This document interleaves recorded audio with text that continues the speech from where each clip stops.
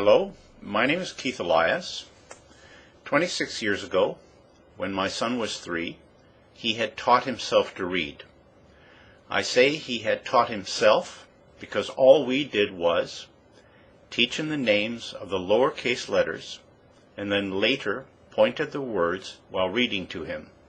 That's it. We did nothing else. Going into a bit more detail, at age 2, we bought a set of lowercase letters. By 2.5, he knew all the letters by name.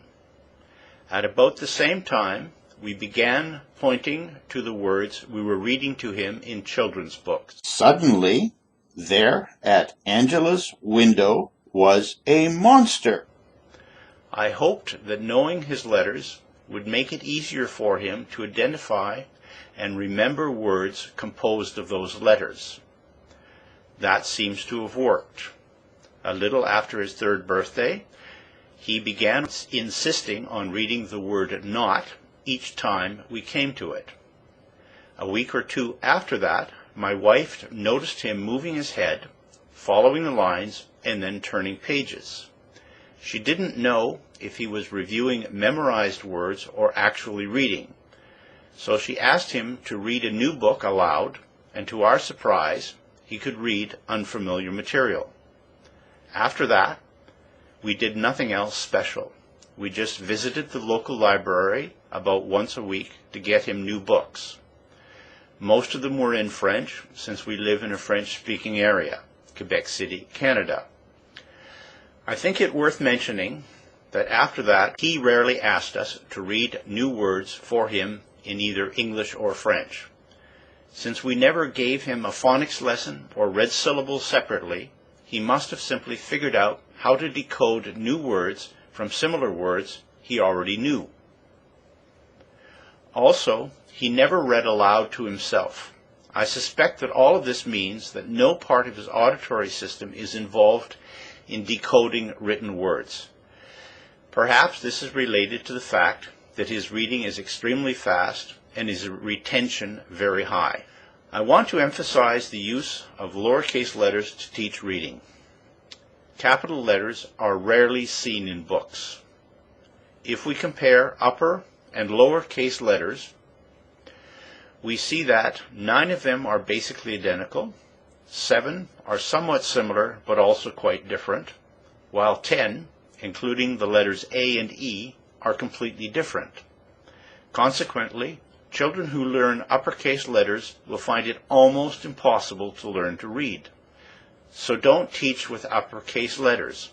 Use only lowercase letters. What results did we see? Our son went to an English primary school. He advanced to grade 2 after a couple of weeks. He always found school easy. He now has degrees in math, computer science, and Japanese, all achieved with little effort as far as we could tell. Since then, he has worked mostly in software development for the last 3 years at Google.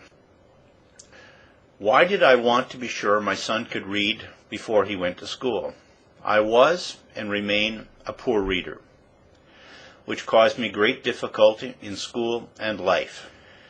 In 1972, a year before my son was born, I read about research showing that rats raised for a year in a stimulating environment had more brain cells and better connected brain cells than rats raised in a monotonous environment.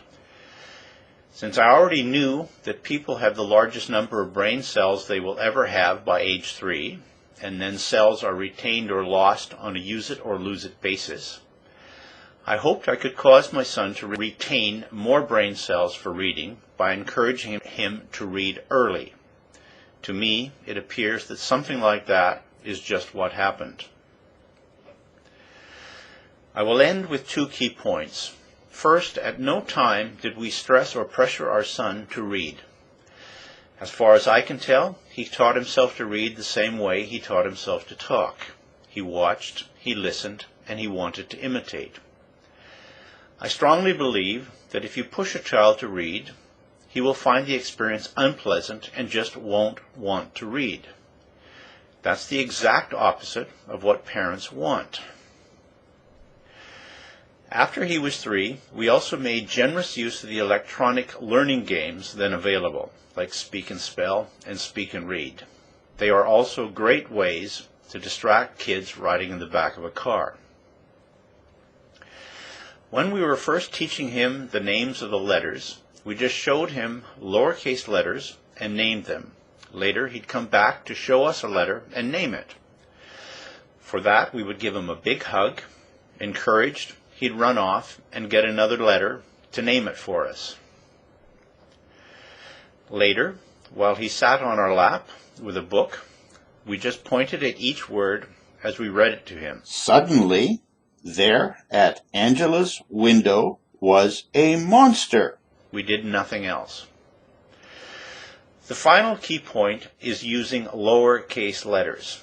Upper and lowercase letters look completely different to a child, and since books contain almost no uppercase letters, teaching with uppercase letters is not useful.